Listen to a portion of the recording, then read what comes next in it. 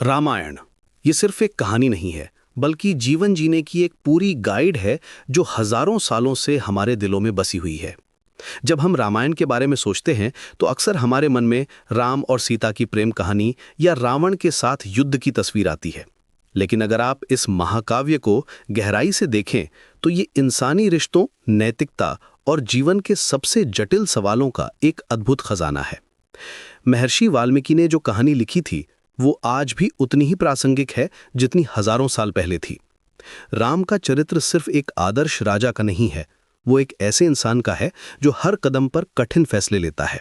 जब उन्हें 14 साल का वनवास मिलता है तो वो बिना किसी शिकायत के अपने पिता के वचन का सम्मान करते हैं। यहाँ सवाल ये नहीं है कि ये फैसला सही था या गलत, बल्कि ये है कि राम ने अपनी व्यक्तिगत खुशी से ऊपर उठकर अपने कर्तव्य को चुना। आज के समय में जब हम अपने फायदे के लिए कॉम्प्रोमाइज करने को तैयार रहते हैं, राम का ये निर्णय हमें सोचने पर मजबूर करता है। सीता का किरदार भी बेहद दिलचस्प है। वो सिर्फ एक पत्नी नहीं है जो अपने पति के साथ जंगल चली गई, वो एक मजबूत महिला है जो अपने फैसले खुद लेती हैं। जब राम उन्हें वनवास के कष्टों के बारे में बताते हैं तो सीता का जवाब बिल्कुल साफ है। वो कहती हैं कि पति के साथ रहना ही उनका धर्म है। लेकिन ये अंधी भक्ति नहीं है, ये एक सोचा समझा निर्णय है। सीता की अग्नि परीक्षा के प्रसंग में भी हमें यही दिखता है। वो अपनी पवित्रता साबित करने के लिए तैयार हैं, लेकिन बाद में जब समाज फिर से उन पर सवाल उठाता है तो वो धरती माता से अपने को वापस ले लेने की प्रार्थना करती हैं। हनुमान का चरित्र भक्ति और शक्ति का अनूठा मेल है। यूट्यूब जब हनुमान समुद्र पार करके लंका जाते हैं तो ये सिर्फ एक शारीरिक उपलब्धि नहीं है, ये दिखाता है कि जब हमारा मकसद साफ हो और हमारे अंदर पूरा विश्वास हो तो कोई भी बाधा हमें रोक नहीं सकती। हनुमान की विनम्रता भी उतनी ही प्रेरणादायक है। इतनी शक्ति होने के बावजूद वो कभी अहंकार नहीं करते। रावण का किरदार शायद रामायण का सबसे जटिल पात्र है। वो एक महान विद्वान है, शिव का भक्त है और 10 सिरों वाला होना उसकी बुद्धि का प्रतीक है। लेकिन उसका अहंकार और कामवासना उसे तबाह कर देती है। रावण की कहानी हमें सिखाती है कि ज्ञान और शक्ति अगर अहंकार के साथ मिल जाए तो वो विनाश का कारण बन सकती है।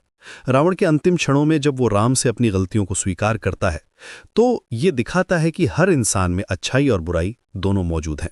भरत का चरित्र भी बहुत गहरा है। जब उन्हें पता चलता है कि उनकी मां कैकेयी की वजह से राम को वनवास मिला है तो वो अपनी मां को फटकारते हैं और राम को वापस लाने की कोशिश करते हैं। जब राम वापस आने से मना कर देते हैं तो भरत राम की चप्पल को सिंहासन पर रखकर उनके नाम पर राज करते हैं। ये दिखाता है कि सच्चा प्रेम और सम्मान कैसा होता है। लक्ष्मण की भाई भक्ति और उनका त्याग भी अद्भुत है। वो अपनी नई नवेली पत्नी उर्मिला को छोड़कर राम के साथ वन चले जाते हैं। 14 साल तक वो राम और सीता की सेवा में लगे रहते हैं। कहा जाता है कि लक्ष्मण ने पूरे वनवास के दौरान सोया तक नहीं था। रामायण की सबसे खूबसूरत बात यह है कि ये हमें बताती है कि जीवन में कोई भी फैसला आसान नहीं होता।